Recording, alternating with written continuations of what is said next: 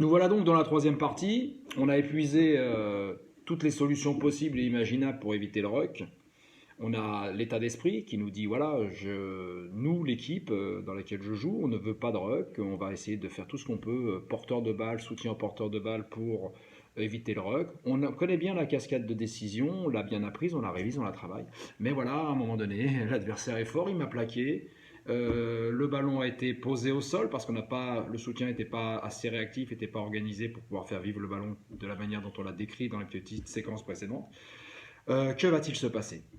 Eh bien, ce ballon, il est posé au sol. Et c'est là que, encore une fois, nous devons éviter le stéréotype de l'ancrage. Comme je l'avais écrit de manière humoristique, nos enfants ne sont pas des moules qui s'accrochent sur des rochers. Donc, quand le soutien au porteur de balle identifie que il va y avoir pression défensive, c'est-à-dire que des défenseurs proches sont en mesure de venir gratter ce ballon, soit que le plaqueur s'est relevé, s'est remis sur ses appuis après avoir lâché, va contester, soit que des soutiens aux plaqueurs sont en mesure de venir mettre la pression pour nous piquer le ballon ou pour passer par-dessus ce ballon, eh bien, il va falloir non pas s'ancrer, mais combattre en traversant la zone au-dessus du ballon. Surtout ne pas s'arrêter. Pourquoi? Eh bien parce que c'est de la biomécanique.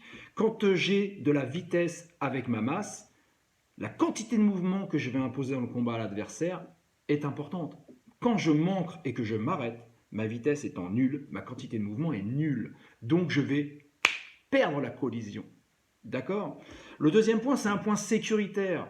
Quand on est en traversée solide, gainé, bas, le menton en l'air, les jambes fléchies, le dos placé et qu'on agit de bas en haut, on est fort, on regarde, on peut se préserver, on peut placer sa tête d'un côté ou d'un autre. Et la tête, elle est tenue par quoi? Par les cervicales, et dedans il y a le cerveau. C'est ce cerveau qui prend des impacts et des commotions cérébrales. Donc je vais traverser de manière dynamique, active et lucide. Je vais traverser pour m'imposer à l'adversaire et je ne vais pas m'ancrer comme une moule sur ce ballon.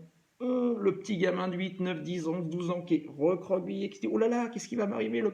L'entraîneur il a dit la maison du ballon, la cabane. Et là mon pauvre, tu prends. Et tu n'es pas dans une situation où tu es gainé, solide, combattant et vigilant pour te protéger. Donc, je vais demander au gamin de traverser. Alors vous me direz, oui, mais s'il traverse, il n'y a pas de ligne de hors-jeu. Et du coup, on peut perdre le ballon, l'adversaire peut faire le tour. Alors là, ça pose un autre problème. Si, quand mon copain traverse, j'ai pas un autre copain pour arriver derrière et vite refaire jouer ce ballon, excusez-moi, vite refaire jouer ce ballon, alors c'est le soutien qui est responsable. C'est pas celui qui a traversé. D'accord?